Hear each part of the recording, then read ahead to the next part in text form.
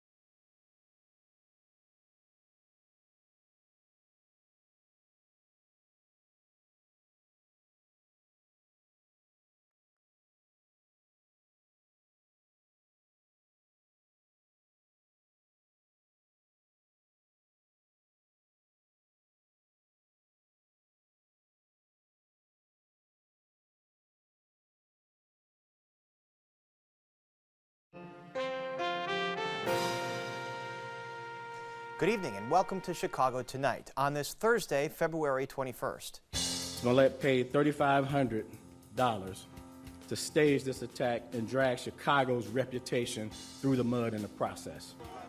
Empire actor Jussie Smollett officially charged with a felony after allegedly staging his own assault. The latest on today's stunning developments. And I think we'll do very well. We have absolute right to do that. 16 states' attorney general, including Illinois' Kwame Raoul, have sued to stop President Trump's emergency declaration to fund a border wall. We get the latest from the attorney general. Not only is our tax system unfair, it's also inadequate to solve our long-term financial challenges. Governor J.B. Pritzker's plan for a graduated income tax is already facing opposition. Brookfield Zoo's efforts to save the world's most trafficked animal from extinction. It really is a great American story when you look back at the early days of it. Legendary Chicago actor Gary Sinise talks about the beginnings of Steppenwolf and much, much more. Can I tell you a secret? Local film critics tell us what we might expect at the Oscars this Sunday. I would rather have that kid that doesn't have anything, because when they get it, they really appreciate it. And a Chicago man's life was changed by his high school wrestling coach. Now he pays it forward and has built a Chicago wrestling powerhouse. All that and more next on Chicago Tonight.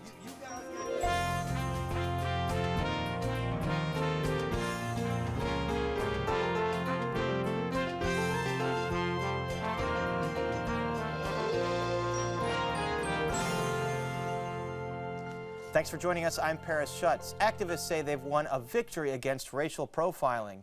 Brandis Friedman has that story and more of what's making news in Chicago tonight. Brandis. In Paris, it's that controversial gang database used by the Cook County Sheriff's Office that is no more under an ordinance passed by county commissioners today. Sheriff Tom Dart had decommissioned the Regional Gang Intelligence Database last month. Activists who oppose the database applauded that step, but have also been pushing for more transparency in how it was being used by law enforcement and wanted protection from it being used again in the future. The database contained the names of at least 25,000 people, almost all of whom are Black or Latino, and reports say hundreds of those names were of people who were either dead or whose gang affiliation was unknown. A new Chicago Police Academy on the west side, though, is getting closer to construction. Today, the City Council Committee on Zoning, Landmarks, and Building Standards approved the use of the property at 4301 West Chicago. But community activists who oppose the academy say the Plan Commission is merely rubber stamping two projects, including the TIF for the proposed Lincoln Yards development, both of which they claim are tied to corruption. They shared this video on Twitter of an activist speaking during the public comments. And who did Sterling Bay and Bert's client buy that land from? Us, the city, so that we could finance Brahms Cop Academy, the very project that you are all voting on today. Y'all don't think that's a conflict of interest? And neighbors in Waukegan and Gurnee may be getting the attention they're asking for over two facilities that may be emitting a harmful chemical into the air. Several members of Congress are calling on the U.S. Environmental Protection Agency to begin monitoring the air around Medline Industries in Waukegan and Vantage Specialty Chemicals in Gurnee for ethylene oxide. In a letter to the EPA administrator, the group points out that the harmful chemical was found to be as high as 350 times the allowable threshold in the air around the Sterigenics facility in Willowbrook, and that Sterigenics self-reporting was unreliable. They also note that there are approximately 23,000 people living near the two facilities in Gurnee and Waukegan. As for the weather, tonight partly cloudy with a low of 19 degrees. Tomorrow mostly sunny with a high near 38. And you never have to miss Chicago Tonight. You can stream on Facebook, YouTube, and our website, WTTW.com/news. You can also watch via podcast and the PBS video app. Now, Paris, back to you. Thank you, Brandis. Actor Jussie Smollett is now an accused felon. This afternoon, a star of the hit TV series Empire appeared in Cook County Bond Court, and a short while later, he left the criminal courts building through the gate that many Cook County Jail inmates are released, where he encountered a barrage of media. But the 36-year-old actor had nothing to say. Smollett voluntarily surrendered to Chicago police this morning after officials said he orchestrated an attack on himself 3 weeks ago, and police believe they have a motive for why he did it. Eddie Arusa joins us now with the many fast-moving developments today. Eddie, please get us up to speed on all this. Well, Paris, Jussie Smollett is indeed free in Chicago tonight on bond after posting a $100,000 bond. He is charged with one felony count of disorderly conduct for filing a false police report, and he'll be back in court on March 14th to enter a plea unless he and his attorneys determine a different course of action between now and then. Now, ever since this story broke a little over 3 weeks ago, some questioned its veracity because there seemed to be inconsistencies and discrepancies in Jussie Smollett's allegations. But Chicago Police Superintendent Eddie Johnson says any such accusations are taken very seriously and a lot of resources are put into an investigation. What that investigation turned up, according to prosecutors, is a lot of damning evidence that showed the actor allegedly hatched the scheme with the help of two acquaintances. At a news conference today, an angry and incredulous Eddie Johnson revealed Smollett's alleged motive and offered his thoughts on repercussions of this bizarre case. Smollett paid $3,500 to stage this attack and drag Chicago's reputation through the mud in the process. And why? This stunt was orchestrated by Smollett because he was dissatisfied with his salary. This announcement today recognizes that Empire actor Jussie Smollett took advantage of the pain and anger of racism to promote his career. I'm left hanging my head and asking why. Why would anyone, especially an African-American man, use the symbolism of a noose to make false accusations? How can an individual who's been embraced by the city of Chicago turn around and slap everyone in this city in the face by making these false claims? You know, I've lived in the city of Chicago my entire life. We just don't have any room for hatred in this city, and for somebody to use it for personal gain, it's shameful, because what that does is take away the resources that we could be putting into other crimes. You know, as I look out into the crowd, I just wish that the families of gun violence in this city got this much attention, because that's who really deserves the amount of attention that we're giving to this particular incident. Clearly very emotional there for Superintendent Eddie Johnson. Remind us, Eddie, what Smollett said happened that night 3 weeks ago. What Jussie Smollett said happened was in the early morning hours of January 29th, in the midst of the polar vortex, he went out to get something to eat, and he was attacked by two hooded men who put a rope around his neck, used racial and anti-gay slurs, poured an unknown substance on him, and also said, "This is MAGA country," referring to Make America Great Again, President Trump's slogan. Now, it should be noted that Jussie Smollett is an openly gay man and has been a very vocal critic of the president. Chicago police investigators, though, say they gathered a wealth of information from dozens of public and private security cameras to help track down the alleged perpetrators. And one of the security videos showed these two men buying some of the items used in the allegedly fake attack. Their names are Ola and Abel Osudero. Abel worked as an extra on the hit series Empire, and he and Jussie Smollett later became friends. The two brothers allegedly acknowledged to police that the entire scheme was planned, and they were reportedly given, as the superintendent just mentioned, $3,500 by Smollett, who paid them by check. Investigators said that was also confirmed in a number of texts they recovered, and here's some of what prosecutors read in court today as part of the evidence they have against Jussie Smollett. Defendant Smollett texted Abel stating, "Might need your help on the low. You around to meet up to talk face to face?" The two then made arrangements to meet at the Sin Space Studios that afternoon, where defendant Smollett subsequently drove Abel home to Abel's apartment in the Lakeview neighborhood. When defendant Smollett and Abel reached Abel's apartment at approximately 5 p.m. on January 25, 2019, Ola, who was then living with Abel, was summoned into defendant Smollett's vehicle. Once inside, Smollett asked Ola if he could trust him. When Ola said he could, Smollett detailed his plans of the attack to the brothers. On the morning of January 28, 2019, the date of the planned attack, the brothers purchased the clothing items at a local beauty supply store and the rope at a nearby hardware store using the $100 bill that Smollett had given them. These purchases were corroborated by surveillance video and a receipt. Abel also deposited Smollett's check that same day in his own bank account.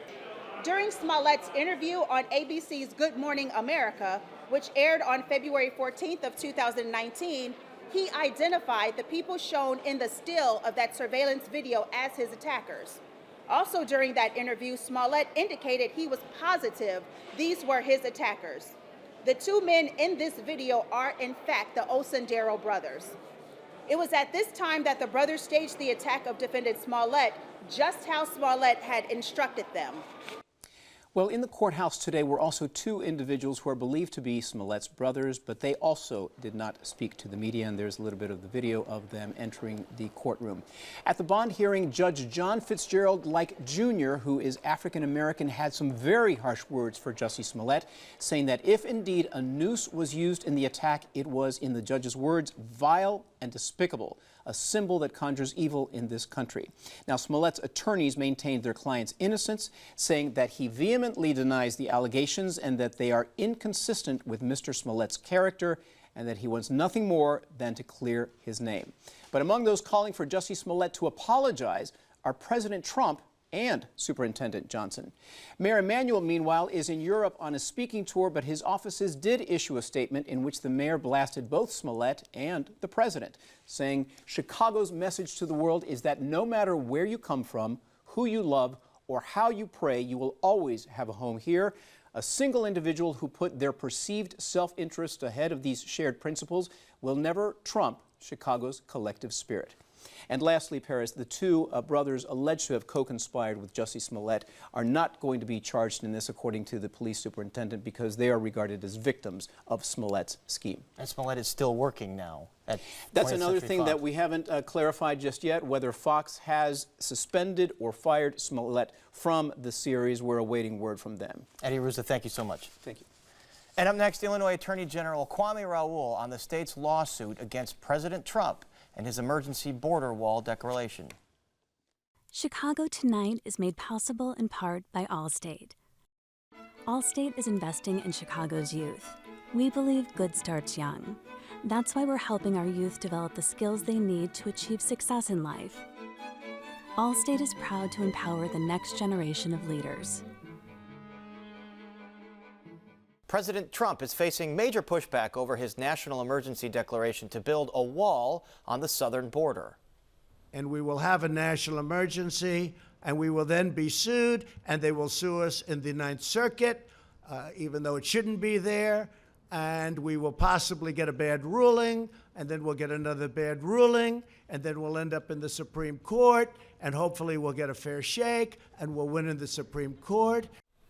16 state attorneys general, including Illinois' Kwame Raoul, have filed suit charging that the president's move is unconstitutional. And tomorrow, House Speaker Nancy Pelosi will introduce a resolution to block President Trump's national emergency declaration to build a border wall. Here to talk about all of this and more is Illinois Attorney General Kwame Raoul. Attorney General Raoul, welcome back to Chicago Tonight. Thank you for having me. So you, along with 15 other states, argue that this emergency declaration is unconstitutional and unlawful. Why? Well, fundamentally, our Constitution provides for checks and balances and separation of powers. And we put the power into Congress to appropriate for the expenditures of the federal government. And we believe that President Trump is exceeding the authority given to him through the National Emergency Act and using that to overreach, because this is not an emergency. And some of the states on this lawsuit are border states, not Illinois. So why does Illinois have standing in this case? Well, what the president's action suggests to do is to divert funds for drug interdiction, as well as funds for construction of military facilities. That impacts the state of Illinois on both fronts. How much are we talking about in the state of Illinois? It's difficult to know specifically, because we don't. It's anticipatory. We don't know precisely what he would divert from the state of Illinois as opposed to other states. And you saw that House Speaker Nancy Pelosi in Congress is going to take action as well. Why not let them and other groups like the ACLU deal with the litigation? Well, because he's suggesting to take action in an emergency manner, and that can bring irreparable harm to our state. We can't wait for the possibility of Congress to act, and even if Congress does act and the Senate does follow, it's unlikely that they would have a majority to override the presidential veto on this. So you're calling for a preliminary injunction on any construction of the wall. What are the next steps in this case now?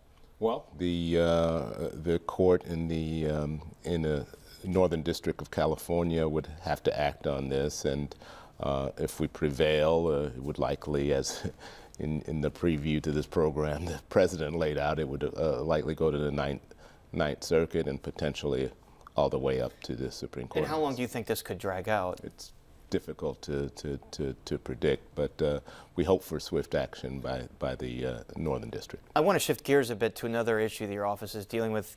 You know about the shooting in Aurora last week. The alleged perpetrator, Gary Martin, was found that he was not lawfully in possession of that gun. He was supposed to have his FOID card and his gun revoked, but it was supposed to be a voluntary hand-in of the gun.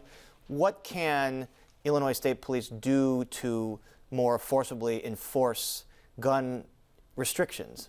Well, there are a couple of problems. There may be some gaps in the system to do background checks on FOID card recipients, as well as concealed carry recipients. Initial background check did not reveal a prior conviction when he applied for his FOID card, because there's no fingerprinting then involved with the FOID card. Because he sought a expedited CCL, concealed carry, fingerprinting is involved there, and that helped uncover the prior conviction, which is his ineligibility to possess a weapon. Then the other thing is we need to be more specific in either rulemaking or legislation as to what local authority, how the communication goes from state police to local authorities as to what to do when somebody who is in possession of weapons and has their FOID card or CCL revoked, what to do to retrieve those guns. It's a little bit complex, because depending on the circumstances, we're sending law enforcement into some dangerous situations. And there were 10,000, in excess of 10,000 revoked FOID cards last year. Yeah, and very few of those people actually turned in their guns because it's a voluntary turn-in. So you mentioned how dangerous it is for law enforcement to go in there. Should police forcibly go in and remove guns from people that have their FOID card revoked? Well, every circumstance is a unique one, and it's not only should police, it's how should police, and each circumstance has a varying risk Some may not be as risky as others, and that assessment has to be made at the law enforcement level as to how to approach it. But certainly we need to be more efficient about how we approach it. In terms of tougher background checks for FOID cards, are you saying there should be fingerprinting to get a FOID card? We need to explore. We need to explore whether we're thorough enough in how we do the background check for those who are authorized to carry weapons within our state. Okay, and another issue your office is dealing with, the Sterigenics plant in Willowbrook that has been found to emit ethylene oxide. It's a cancer-causing gas. The governor and the Illinois EPA have shut them down. Your office is suing that company. What can you tell us about the status of that case? Well, the defendant, Sterigenics, tried to, or their plaintiff in this case, they tried to file for injunctive relief. To open back up, basically. Yeah, because the Illinois IEPA entered a sealing order on them this past Friday. They did not get that relief from the federal court because this, as we've argued in our other suit, this is a state matter. We're acting on behalf of the IEPA and the citizens of the state of Illinois to keep the environment and the citizens in the area safe. So is it goal to permanently shut them down or get them to clean up? Because the recent testing shows that the levels are even higher than before. Well, the ultimate goal is to keep the people around the area safe. If they can't demonstrate that they cannot emit this carcinogen into the atmosphere, thereby putting children and all the citizens at risk, then it is my duty and it's the duties of others, and I'm working in conjunction with the State's Attorney Bob Berlin on this to keep the citizens safe. All right, Attorney General Kwame Raoul, thank you as always for being here. Thank you. And now, Brandis, we go back to you. Thanks, Paris. Still to come on Chicago Tonight. Brookfield Zoo's efforts to try and save the pangolin, that's the world's most trafficked animal, from extinction. Steppenwolf founder and actor Gary Sinise sits down for a conversation about a life of service and a life on the stage. Local film critics are here to give us their take on this year's Oscar nominees. And a visit to a Chicago high school wrestling powerhouse and the coach who built it. But first, dark money will be at play as a war over the state's finances begins to play out in earnest. We go to Chicago Tonight's Amanda Vinicky at the State House with the latest. Amanda, Governor Pritzker introduced his budget proposal yesterday, and lawmakers will spend the spring negotiating that. But you're talking about a broader battle. Yes, so the spending plan that Pritzker put forth yesterday is a holdover, as he described it, a bridge until he can get the budget that he really wants, one that is predicated on a graduated income tax. Right now, Illinois' Constitution forbids one. Pritzker campaigned on moving to a graduated income tax that he said would tax the wealthy at a higher rate. Now that he's governor, Pritzker says he's getting started on making it happen. Make no bones about it. I choose to stand up for working families and will lead the charge to finally enact a fair tax system in Illinois. So, Amanda, what exactly does he mean by leading the charge? What's he going to do? Well, he's governor, so he's got the bully pulpit. He also says he's going to begin to meet right away with legislative leaders to negotiate possible tax rates. But remember, Pritzker is also mega wealthy, so he has another tool in his arsenal. A newly created organization called Think Big Illinois is run by Pritzker's former deputy campaign manager, and it is going to be promoting a graduated income tax. A spokesperson for the group says the governor himself is not involved, other than she does confirm he is a donor, possibly the biggest donor, maybe only the donor, we don't know. And that's because this is a 501c4 group, which is designated by the IRS as a tax-exempt social welfare organization that is supposed to steer clear of politics. Unlike regular political committees, there's no law requiring they disclose their contributors. In fact, they're often commonly referred to as dark money groups because they can keep that information hidden. Now, Think Big Big Illinois says in the spirit of transparency, it is going to voluntarily disclose and make public donor information when it files its annual nonprofit tax forms. But we don't know just how much information that will be. I think Big Illinois isn't going to be volunteering any information before then, and it could be years before we see those returns. And Amanda, these so-called dark money groups have become more and more common, right? Well, yeah, especially on the federal front and on both sides of the aisle. In fact, just as Think Big Illinois is gearing up another dark money organization that is propped up and likely, we don't know because they're not disclosing donors, funded by big business and by Republicans, is gearing up an Ideas Illinois effort to fight against a graduated income tax. Ideas Illinois already out with a digital ad. For years, Illinois has been plagued by high property taxes, billions in unpaid pension obligations, never-ending tax increases, and a population that has Now again, this is a group that does not have to share its contributors and says it is not going to make that information public.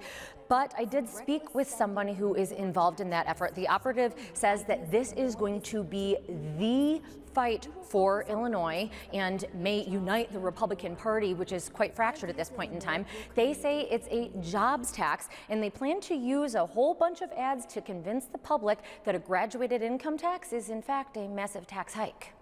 Amanda Vinicky keeping tabs on Springfield for us. Thank you. And now, Paris, back to you. Brandis, the Brookfield Zoo and the Chicago Zoological Society are trying to save a very unique and little-known animal from extinction, pangolins. Until recently, few people had ever heard of pangolins, but now these scaly anteaters are making headlines as the most trafficked animal in the world, and they could be extinct before most of us have ever had a chance to see one. Here now to talk about the conservation efforts is Bill Ziegler, Senior Vice President of Animal Programs at the Chicago Zoological Society, where he is an expert on conservation and animal welfare. Bill Ziegler, welcome to Chicago Tonight. Thank you for having me. First of all, what is a pangolin?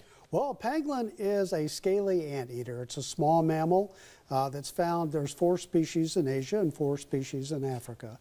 So think of a anteater with a long snout and put scales on it. And we're looking at one right now. Is that at Brookfield Zoo? That's at Brookfield Zoo. That's a male. His name is David. He is on exhibit at the zoo. He's one of 11 animals that we have right now, and he's the only one that's on exhibit. The rest of our animals are in a back area where they're set up for breeding and research. You said 4 species. How many of these animals exist in the wild?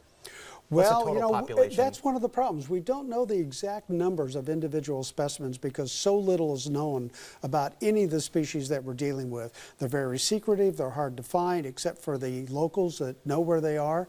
And so doing surveys and trying to estimate those numbers is very difficult. Okay, so how did they become the most trafficked animal in the world? Well, follow the story, if you would, of the rhino horn and some of these iconic species. This little animal is very much used for medicinal purposes in the traditional Chinese and Asian markets. It's a delicacy over there as far as a food item goes, and so it's been very much in demand. And unfortunately, the 4 species of pangolins in the Asian area are extremely, extremely endangered right now. And the attention is now turning to the 4 African species. And is there any actual medicinal value in the pangolin? No, they're not. The scales that are used in that process, and I have 4 scales here, they're very small. They are made of keratin, just like your fingernail is. And when you grind them up and put them in water or however they mix them with other ingredients, there's absolutely no value to it. They're not going to cure insomnia or insanity and things that they make claims for. But also, these are seen as kind of a luxury clothes item or accessory item in the East. How come? Well, you know, they've been used in art forms. The scales have certain patterns, and so they've been used in art forms like that. They have been used in jewelry. There's an upper class, if you will, that people really aren't realizing within the China population. And it's sort of a status symbol to be able to go in and order pangolin for a meal or to wear pangolin jewelry, that type of thing. So is it illegal to traffic pangolin, anything, pangolin scales, pangolin meat in the United States? Well, in the United States, there's only 1 species that's considered endangered. But we are a member of a group called CITES, the Convention on the International Trade of Endangered Species. And as of January 17th, pangolins, all 8 species, have been declared a CITES 1, which means it's illegal to have commercial transactions with this animal across the international borders. We try and promote that, but unfortunately, many times these products get ground up and mixed with other things and go in as a powdered form under a different name, and so they get imported into a country without actually knowing that's what's going on. So do you know how much this trade internationally is worth? What's the monetary value? Oh, you're talking, in any year, you're probably talking over almost $500 million in trade. So what, fill us in on the preservation activities you're doing at the Zoological Society. Well, we've got involved because one of the things about all the pangolin species is very little is known about them. And so in order to conduct a conservation effort, you need to know and understand the physiology of the animal, its behavior, its social patterns, things like that. Some of those things are very difficult to figure out when you're in the field, but under professional care, like at a zoological park, we can look at that. In fact, we brought our first group of pangolins in 2016, and at that time, no one knew what the gestation period was or how long pregnancy took. We now know it's about 8 months. No one knew anything about the disease issues that these animals face. Those are the things that we're researching right now within our consortium that we have, which is a cooperative of 7 organizations that have these animals, to research out the biology of this animal, its reproductive physiology, its behavior, and then we can apply that information out in the field with field biologists to help them conserve it. Why is it important to you to make sure this animal survives and thrives in the wild and doesn't become extinct? Well, every species has a purpose, obviously. This animal eats ants and termites. It's a biological control factor, sort of like you going out and hiring Terminex or someone like that in the field to take care of those roaches and ants and problems. That's what this animal does. And to remove it from that environment, we know that would be a problem, but we know so little about the species, we don't know what else it does for the environment. And so if it disappears, that's going to create a chain reaction that until we understand it thoroughly, we're not sure what's going to happen. It's also a really cute animal, so how confident are you that it will survive extinction?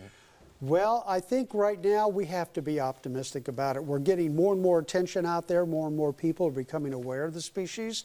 With the CITES Convention being brought on in January 17, more and more attention is being paid to the illegal trade like they do ivory and elephants. So we feel that there's a good chance. The issue that we're facing is it's a cultural thing. And so you have the older generations of folks like myself that grew up under certain characteristics and using certain things like pangolin scales. The younger generation, we're trying to teach them that's not really the case. And that's the younger generation we're going to key in on. And quickly, part of this conservation effort, there's a bill in the Illinois General Assembly. Tell us what that would do. It's House Bill 1644. We've helped start that. It's being sponsored right now. And it says that we'll ban the sale of pangolin products or pangolin parts in the state of Illinois. Because like I said, many times once it's ground up, it's hard to tell that it's actually in something. And these products are sold primarily in traditional medicine shops and things like that. So this ban will make it illegal to do that, and then you can begin to respond to that importation. I'll make sure to reject anything made from a pangolin anywhere I go in Illinois. Bill Ziegler. Absolutely. Thank you so much. Oh, sure. And up next, a conversation with Chicago area native actor Gary Sinise. Chicago Tonight is made possible in part through the generous support of the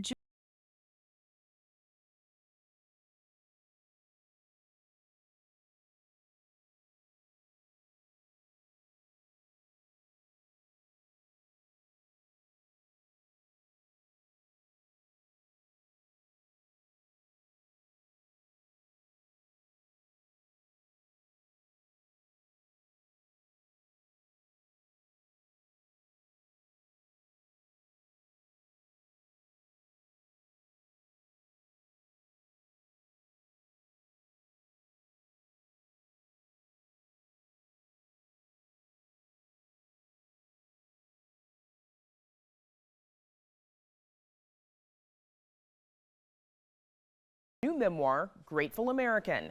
The author, actor Gary Sinise, tells the story of his personal pivot from a life on the stage to a life of service. Sinise is one of 3 local actors, along with Terry Kinney and Jeff Perry, who founded Steppenwolf Theater Company in 1974. Gary Sinise spoke with Chicago Tonight about the early days of Steppenwolf, about honoring veterans and first responders, and about John Calloway, the journalist who created this program.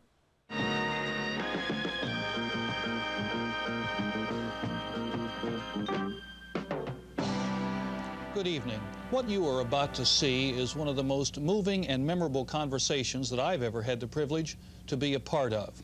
In January 1984, a WTTW camera crew sat down with Vietnam veterans and the cast of the Steppenwolf theater show Tracers, including 28-year-old artistic director Gary Sinise, who started Steppenwolf Theater while still a teenager. There's a bunch of guys that were in some really heavy shit, when they were 19 years old, and it just makes you look at your life and say, what the. My problems seem really sort of minuscule, Back in the early 80s at that time, right here at Steppenwolf Theater, I got involved with supporting local Vietnam veterans groups. I directed a play that John Calloway came in and documented, because it was a very powerful play about Vietnam veterans, and this was a time where our Vietnam veterans were still struggling and kind of in the shadows, and we were telling their stories on stage every night, and John wanted to come in and document that. I got 2 bodies here that don't have any arms. Sinise credits his experience with the play and service members from his own family for planting the seeds of a lifelong interest in serving veterans. Lieutenant Dan, what are you doing here? Well, thought I'd try out my sea legs. Well, you ain't got no legs, Lieutenant Dan. Yes, I know that. And of course, in Forrest Gump, he famously portrayed Lieutenant Dan, a wounded Vietnam veteran trying to reclaim his life.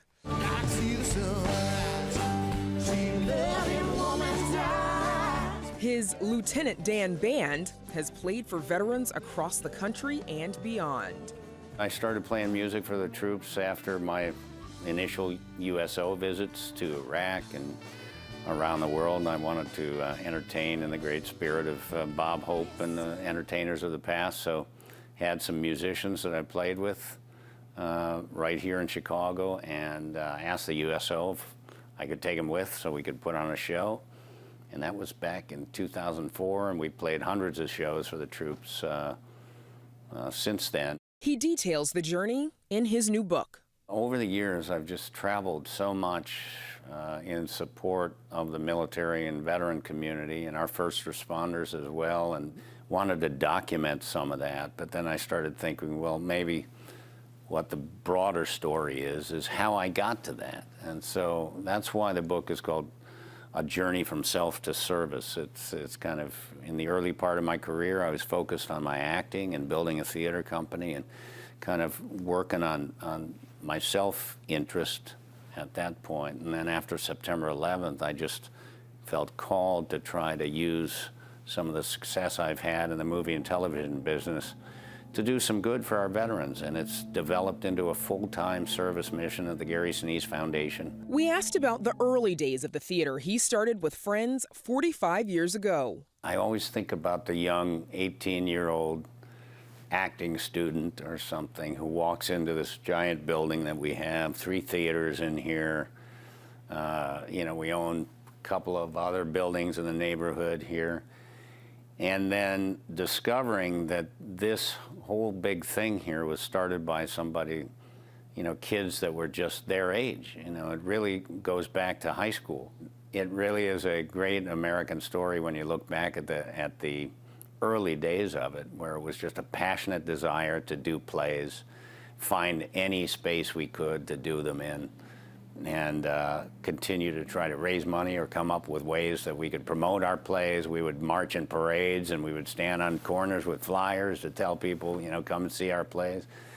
There was a lot of struggle in the beginning, a lot of challenges, but we kept at it because we loved what we were doing and we felt we were good. Sinise first acted at the age of 16.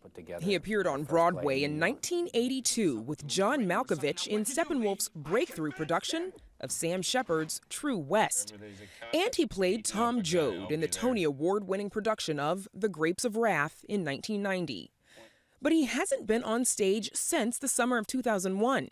We wondered if he might return someday. I can't say never. I never know what's going to happen, but right now my focus is to get out there, promote the book. I've got a lot of service work that we're doing. The Gary Sinise Foundation has grown tremendously in the last 8 years. It's a full-time, full-service mission. I hope the foundation can live a long life just like Steppenwolf. It started with a passionate desire to help our service members, just like Steppenwolf started with a passionate desire to do plays. And there's more from our interview with Gary Sinise on our website. And if you're a movie lover, get the popcorn ready. The Academy Awards ceremony is this Sunday night, and while the nominations for Best Picture and other categories are getting some buzz and taking some heat, the main spotlight might instead be shining on something else, the new look of the ceremony itself. So here to tell us about those changes and to share their take on this year's nominees are Chicago Tribune film critic Michael Phillips and Allison Shoemaker, senior writer at Consequence of Sound. Thanks to you both for joining us. Thank you. So we just talked about some big changes. Michael, last week the Academy announced which categories would be aired during the commercial breaks. What are we talking about there? Well, and then they took it back. I mean, this whole last few months has been a series of crazy, I think, misjudged decisions. So, we got to change it. We got to get this thing down to 3 hours. ABC probably arm twisting the Academy there to get the show under the 3-hour mark. And the first thing they came out with in August was this idea of like not just Best Picture, but we'll add a second category, Best Popular Movie.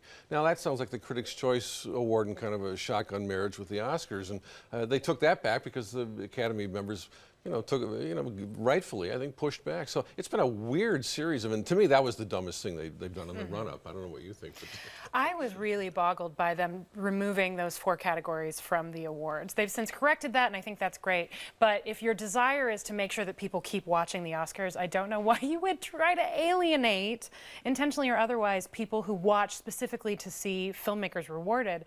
And in trying to remove both cinematography and editing from the actual ceremony, I feel like that was a huge Right. And what are those 4 categories? Cinematography, editing, you just mentioned those 2. What are the other 2 categories? I think makeup and maybe production design. Yeah, production design, I think. Yeah, and I mean, they weren't removing them altogether. They were going to take care of them during the commercial breaks and then air edited highlights, nice and short, like they do on the Tony Awards for the Broadway stuff. But yeah, look, it's a cinematic celebration. If you're really going to take out cinematography and editing, which is like 2 of the key stealth components to why a movie might work or not work, and this year especially you have the director of Roma, Alfonso Cuarón, who's his own cinematographer, who's nominated in that category. You're really going to kind of like shove that guy onto the commercial break? I don't think so. And we also have no host this year. That's right. It's a big change. That's right. Actually, I think one of us might get the call here. I don't know. You can make it to LA by Sunday. And it's not the first time they've done that, because they've done in several previous Oscars,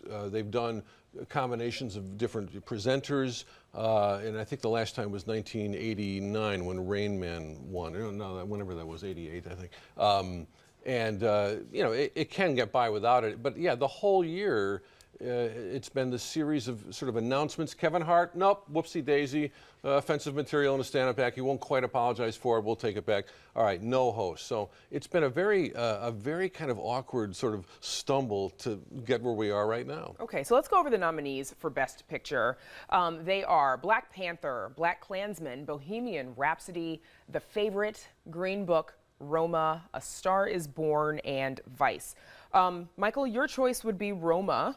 Personal choice. What's that film about? This is Alfonso Cuarón's black and white memory of his own childhood growing up in Mexico City around 1970-71. It's on Netflix. It's a gorgeous film that I'm telling everybody I know you should not put on after 9 o'clock at night after a glass of wine. Oh. Because it's Well, excellent. I love it. We actually have a clip of that. Let's take a look and then we'll talk about it some more. A ver, tengo cosas que decirles. Vamos a ir a Disneylandia. Sí, a Disneylandia, adivinaste. No, no, no. Navidad la vamos a pasar en casa de mi hermano Pablo. Eso es lo más aburrido. No es aburrido. Cierto, ahí están mis primas. Claro que sí. Y para Año Nuevo vamos a ir a la hacienda de los de la Bárcena. Now, Allison, you would pick either this film, Roma, or The Favorite, my personal favorite. What makes that film so special? Well, it's so funny. There's a really devastating ending, which of course I won't spoil, but the actual tone of The Favorite is so hard to pin down. It's often really mean, goes some really unexpected directions, and is anchored by 3 incredible performances from 3 incredible actresses. So I think it's just exciting and strange and really great to see it so rewarded. I found it hilarious. Yeah, it's so funny. If you haven't seen it, I recommend The Funny.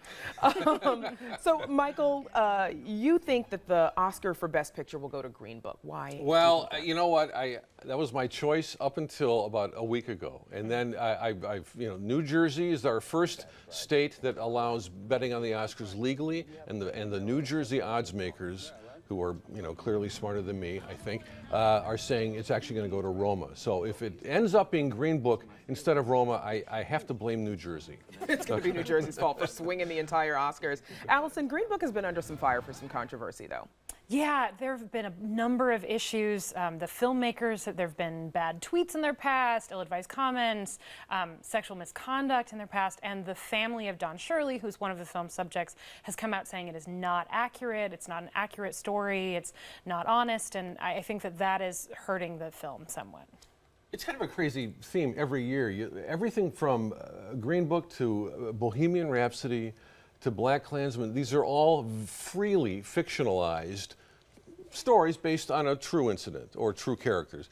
And in some movies, you simply care more than others about how close it is to the historical record. And there's something about, it's not bugging anybody who enjoys Bohemian Rhapsody, for example, which I think would be my vote for the one of the films that does not belong in a Best Picture nomination. It's not a film that is alienating anybody with that, but to me, whether or not it seemed less authentic and plausible to me than Black Panther, for example. A film I liked a lot. So another music-centric nominee is A Star Is Born. We have a clip of that one as well for his directorial debut for being nominated for this. Allison, was this movie worth the remake? Terrific directorial efforts this year. One woman I think really should have been in the conversation is Marielle Heller, who directed Can You Ever Forgive Me? That's one of my favorite films of the year, and people seem to think that movie just directed itself. This is the Melissa McCarthy film. Melissa McCarthy and Richard E. Grant. Incredible movie. And I do think Bradley Cooper did a nice job, but there are 8 Best Picture nominees. There can only be 5 Best Director nominations, so somebody has got to sit out. I personally would have ditched Adam McKay off the nomination for Vice, a film I didn't really like. And either Marielle Heller or the woman who directed my favorite film from last year got no nominations, a little film called The Rider. And these are films that hardly anybody has seen, but man, people who see The Rider love it. So I hope people find it, despite getting blanked by the Oscars. So there's another first that didn't get blanked by the Oscars. It was the Black Panther. Black Panther, not the Black Panther. We have a clip of that as well. Let's take a look. Come home, Nakia. I'm right here. Stay. I came to support you and to honor your father, but I can't stay. It's just, I found my calling out there. I've seen too many in need just to turn a blind eye. I can't be happy here knowing that there's people out there who have nothing. What would you have Wakanda do about it? Share what we have. We could provide aid and access to technology and refuge to those who need it. Other countries do it, we could do it better. So why haven't superhero movies been included up until now, Michael? Well, some of it has been just, I think, snobbery, and there's been a little bit of debate about this ever since, say, The Dark Knight about 10 years ago got overlooked for a nomination. And that's a film you legitimately should have put up for Best Picture. This film really has, I think, deservedly got the award nominations it's gotten. It's the best film I've seen, just when you really have kind of had it with the superhero genre, along comes one that makes it feel like it's vibrant again and fresh, and we're starting over, and it's a good director, Ryan Coogler. It's his third excellent movie in a totally different genre. And more importantly, our 9-year-old son dressed as Killmonger for Halloween. So I would be very happy, very happy if that film actually snuck in there. And some people are predicting. I don't think it's got a shot, but some people on the West Coast are predicting it might. So, yeah, I think there's a conversation about whether or not it has the potential to sneak in, because the Best Picture ballot is preferential. You get to rank your favorites. So if Black Panther is everybody's number 2, it could sneak in a win, which I think would be really exciting. And before I let you guys go, because we're almost out of time, Black Klansman, Allison, is Spike Lee going to win for Best Director this year? It would be cool. It's not my favorite Spike Lee film, but I think they'd be very eager to reward him, just in case they don't get to do it again. All right, Michael Phillips and Allison Shoemaker, thanks to you both for joining us. Thank you. And you can take a poll on our website to tell us what you think about the changes to this year's Academy Awards ceremony. And a high school coach can have a big impact on any child's life. But for some young athletes, a coach can be a lifesaver. Jay Shefsky visited a Chicago high school where the wrestling coach is changing lives while building one of the top wrestling squads in the city. Okay, ready? Wrestling is a winter sport.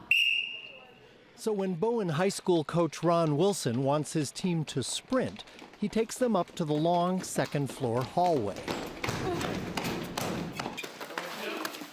There you go. Nice, nice, nice, nice. Ron Wilson came to Bowen in 2000 as a special ed teacher. There hadn't been a wrestling program here for 4 years. He started one by recruiting 5 kids. And I told those 5 kids, I want you to go and bring a friend next day, and they brought a friend next day. I had 10, and we built from there. Push his head down. There you go. Now throw the half in there. See that? They built fast. It took just 3 years for Bowen to win the city championship. That year, they went on to be the first Chicago public school to win a state regional title. Since then, Bowen has been one of the winningest teams in Chicago. 2 more city championships, 7 regional wins, and many victories for individual wrestlers. There have been 35 city champions, 48 regional champions, and on and on. Wrestling at Bowen is kind of like a phenomenon. Bowen principal Patricia Horton arrived just a few years ago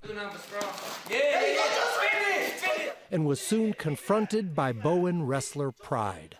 They came to see me in like a group. It's like 4 or 5 of them. And they said, Miss Horton, you know, you've been here for, a couple weeks now, and, you haven't been to a wrestling meet yet. Bowen High School is on the southeast side of Chicago, an area once dominated by U.S. Steel and other heavy industry. The team is called the Boilermakers. In any school in any city, a coach's influence goes beyond teaching the sport. That's especially true and important in a school like Bowen. We have a memorial wall downstairs in the hallway, and I've been coaching here since 2000, and probably from 2000 to present, I probably lost about 15 wrestlers. And so you just try to keep them on the right path, and keeping them into sports keeps them on track. Okay. Part of that is just giving kids a positive activity. But at Bowen, it also seems to be the atmosphere that this coach creates. That team is truly a family. They stick up for one another.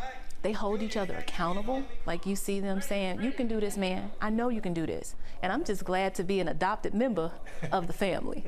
If I said it's easy, I'll be lying to you. Oh, grab the leg, grab the leg. Kenny Welcome is a junior. He says wrestling has made him physically and mentally stronger. I actually used to be a really skinny guy before I came to Bowen, and kind of got beat up a lot, so. Okay, come here. When Ron Wilson was a kid, he wrestled not far from here, at Hirsch High School. My coach was always in my life. Even when the season was over with, I was always doing chores for him around the house or cutting the grass, and he always told me, whenever you get a chance to help someone else, I want you to do the same thing, and that's what I've been doing all my life. After he'd been teaching special ed at Bowen for a few years, Ron Wilson changed careers. He became a full-time Chicago fireman, but he still coaches the Boilermakers. With the fire department, we work 24 and we all 48. And so the days that I'm not at the fire department, I'm at the school. Ready? Russell. And he takes all his vacation during wrestling season, so he can be here full-time. Are you married, by the way? Yes. So what is your wife? You put a lot of time in. She think I'm crazy. But, you know, the thing is that I was that kid, and my coach took care of me. At Bowen, there are 2 girls that train with the boys. I really love wrestling, so it actually helped me with like grades and such. Like I have straight A's now. Like I'm just really motivated with that, and I'm motivated with my work too. So it's hard. You gotta really be motivated and have discipline to wrestle with guys. They're a lot stronger than you, and you gotta have a lot of technique to even be able to take them down. And once you build that discipline with wrestling, you can make it through anything. Where's his support at? With a winning program like Ron Wilson has established at Bowen, other schools have definitely shown interest. But he says his heart is with the Bowen Boilermakers. End of the lesson. I would rather have that kid that doesn't have anything, because when they get it, they really appreciate it. So that I would rather be right here where I'm at, grinding every day. Boilermakers on 3! 1, 2, 3! Boilermakers! Okay, go. Water. Hurry up. Got 3 minutes to get back. For Chicago Tonight, this is Jay Shefsky. You got 25. And remember, you can watch all Chicago Tonight stories again and share them on our website. And that's our show for this Thursday night. Stay connected by signing up for our daily briefing and join us tomorrow night at 7 for the Week in Review. Now, for all of us here at Chicago Tonight, I'm Brandis Friedman. And I'm Paris Schutz. We leave you tonight with some scenes from America's newest national park, the Indiana Dunes, which was just upgraded from National Lakeshore last Friday. Obviously, better times with those trees there. Thank you for watching. Good night.